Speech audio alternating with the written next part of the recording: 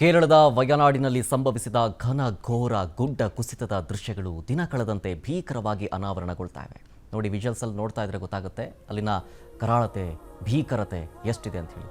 ದುರಂತ ನಡೆದಂತಹ 3ನೇ ದಿನವೂ ಕೂಡ ರಕ್ಷಣಾ ಕಾರ್ಯಾಚರಣೆ ಮುಂದುವರೆದಿದೆ. ಭೂಸೇನೆ ಮತ್ತು NDRF ತಂಡಕ್ಕೆ ಹೆಣಗಳ ರಾಶಿ ಸಿಗ್ತಾ ಇದೆ. ಈ ದುರಂತದಲ್ಲಿ ಮೃತಪಟ್ಟವರ ಸಂಖ್ಯೆ 300ರ ಗಡಿ ದಾಟಿದೆ. ಈ ದುರ್ಘಟನೆಯಲ್ಲಿ ಇನ್ನೂ ಕೂಡ 200 ಜನರು ನಾಪತ್ತೆಯಾಗಿದ್ದಾರೆ. ಬಂಡೆಗಳ ನಡುವೆ, ಮರಗಳ ರಾಶಿಯ ನಡುವೆ, ಮಣ್ಣಿನ ಅಡಿಯಲ್ಲಿ ಬಗೆದಲ್ಲೆಲ್ಲ ಮೃತದೇಹಗಳು ಪತ್ತೆಯಾಗ್ತಿದ್ದಾವೆ.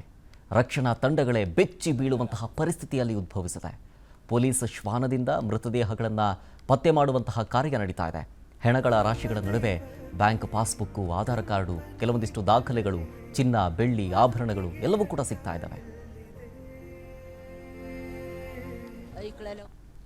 ಇನ್ನು ವಯನಾಡಿನ ಗುಡ್ಡ ಕುಸಿತ ಸ್ಥಳದಲ್ಲಿ ಕಾರ್ಯಾಚರಣೆ ಮುಂದುವರೆದಿದೆ.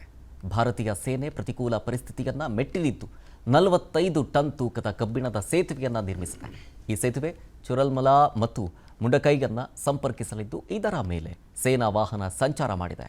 ಇನ್ನು ಸಮುದಾಯ ಭವನಗಳು ಮತ್ತು ಹತ್ತಿರದ ಕಾಲೇಜುಗಳು ಶವಾಗಾರವಾಗಿ ಮಾರ್ಪಟ್ಟಿದೆ.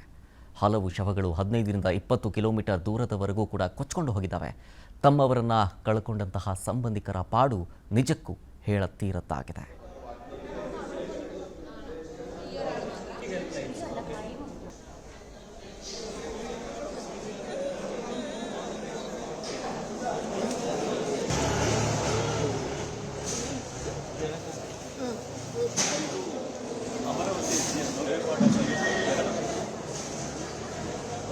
ಕೇರಳದ ಗುಡ್ಡ ಕುಸಿತ ದುರಂತದಲ್ಲಿ 300ಕ್ಕೂ ಹೆಚ್ಚು ಜನರು ಮೃತಪಟ್ಟಿದ್ದು 8 ಕನ್ನಡಿಗರು ಜಲ ಸಮಾಧಿಯಾಗಿದ್ದಾರೆ.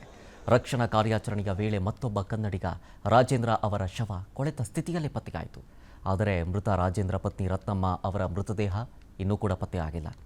ಸಾಮೂಹಿಕ ಅಂತ್ಯ ಸಂಸ್ಕಾರದ ವೇಳೆ ರಾಜೇಂದ್ರ ಅವರ ಶವ ಸಂಸ್ಕಾರ ಆಗಿದೆ ಅಂತ ಹೇಳಲಾಗ್ತಾ ಇದೆ.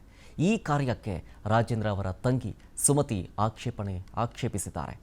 ಇನ್ನು ದುರಂತ ಸ್ಥಳದಲ್ಲಿರುವಂತಹ ಮಹಾದೇವಿ ಅಳಲನ್ನು ತೋಡ್ಕೊಂಡಿದ್ದಾರೆ.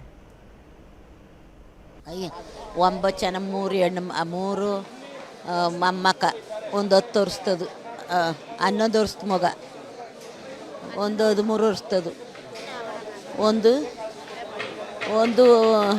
19 ವರ್ಷ ಹೆಣ್ಮಗ ಮೊಮ್ಮೈಕ.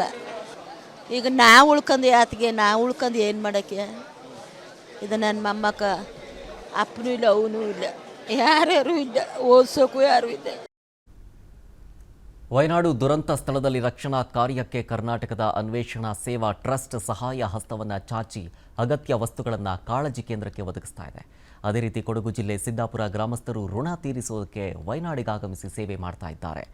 ಈ ಹಿಂದೆ ಅಂದರೆ 2018ರಲ್ಲಿ ಭೀಕರ ಮಳೆಯಿಂದಾಗಿ ಕೊಡಗು ತತ್ತರಿಸಿ ಹೋಗಿತ್ತು. ಆಗ ವಯನಾಡಿನ ಜನ ಬಂದು ಸಹಾಯವನ್ನು ಮಾಡಿದರು. ಅದಕ್ಕಾಗಿ ನಾವೀಗ ಬಂದು ನಮ್ಮ ಕೈಲಾದ ಕೆಲಸವನ್ನು ಮಾಡ್ತಾ ಇದ್ದೀವಿ ಅಂತ ಹೇಳಿದರು.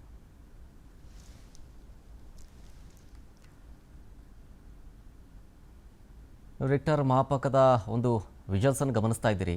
2018ರಲ್ಲಿ ಎಷ್ಟು ಮಟ್ಟಿಗಿತ್ತು ಗುಡ್ಡ ಕುಸಿತ, ಈಗ ಎಷ್ಟು ಮಟ್ಟಿಗೆ ಆಗಿತ್ತು ಅನ್ನೋದರ ಒಂದು ವರದಿಯನ್ನು ಗಮನಿಸ್ತಾ ಇದ್ದೀರಿ.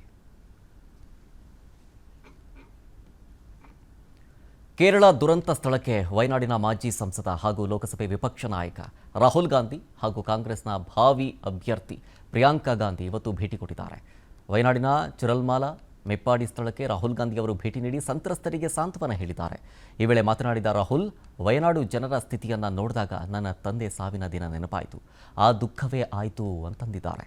ಇನ್ನು ಕೇರಳ ಸಿಎಂ ಪಿಣರಾಯಿ ವಿಜಯನ್ ಇವತ್ತು ವೈಮಾನಿಕ ಸಮೀಕ್ಷೆ ನಡೆಸಿದರು. I feel how I felt when my father died. That I've seen so many people. I remember what I felt when my father died, and here people have not just lost a father; they've lost the whole family, entire family, brother, sister, mother, father. So I know what I felt, and this is much worse than that. And it's not one person who's feeling it; it's thousands of people who are feeling it. ವಯನಾಡಿನಲ್ಲಿ ಭೂಕುಸಿತಕ್ಕೆ ಸಾವನ್ನಪ್ಪಿದ ಮಂಡ್ಯದ ಕತ್ತರಘಟ್ಟ ಗ್ರಾಮದ ನಿಹಾಲ್ ಲೀಲಾವತಿ ನಿವಾಸಕ್ಕೆ ಜೆಡಿಎಸ್ನ ಯುವ ಮುಖಂಡ ನಿಖಿಲ್ ಕುಮಾರಸ್ವಾಮಿ ಭೇಟಿ ಕೊಟ್ಟರು. ಮೃತರ ಕುಟುಂಬಸ್ಥರಿಗೆ ಸಾಂತ್ವನ ಹೇಳಿದ ನಿಖಿಲ್ ಕುಮಾರಸ್ವಾಮಿ 70,000 ಧನ ಸಹಾಯ ಮಾಡಿದರು. ಈ ವೇಳೆ ಲೀಲಾವತಿ ಕುಟುಂಬಸ್ಥರು ಕಣ್ಣೀರಿಟ್ಟಿದ್ದಾರೆ.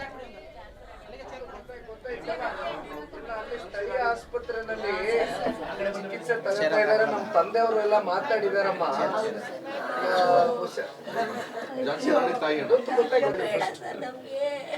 ಇಲ್ಲೇ ಮಾಡ್ಕೊಡಿ, ಇಲ್ಲೇ ಇರ್ತೀನಿ ನಾನು. ಆಯ್ತು ಕಣವ, ಧೈರ್ಯ ತಗೊಳ್ಳಮ್ಮ. ಅನುಕ್ಷಣದ ಸುದ್ದಿಗಳಿಗಾಗಿ ವಿಸ್ತಾರ ನ್ಯೂಸ್ ಯೂಟ್ಯೂಬ್ ಚಾನೆಲ್ ಸಬ್ಸ್ಕ್ರೈಬ್ ಮಾಡಿ. ಹೊಸ ಸುದ್ದಿಗಳ ನೋಟಿಫಿಕೇಶನ್ಗಾಗಿ ಬೆಲ್ ಐಕಾನ್ ಕ್ಲಿಕ್ ಮಾಡಿ. ಲೇಟೆಸ್ಟ್ ಅಪ್ಡೇಟ್ಸ್ಗಾಗಿ www.vistaranews.com ವೆಬ್ಸೈಟ್ಗೆ ವಿಸಿಟ್ ಮಾಡಿ. ಅಂಗೈಯಲ್ಲೇ ಜಗತ್ತಿನ ಸುದ್ದಿ ತಿಳಿಯಲು ವಿಸ್ತಾರ ನ್ಯೂಸ್ ಕನ್ನಡ ಆಪ್ ಡೌನ್ಲೋಡ್ ಮಾಡಿ.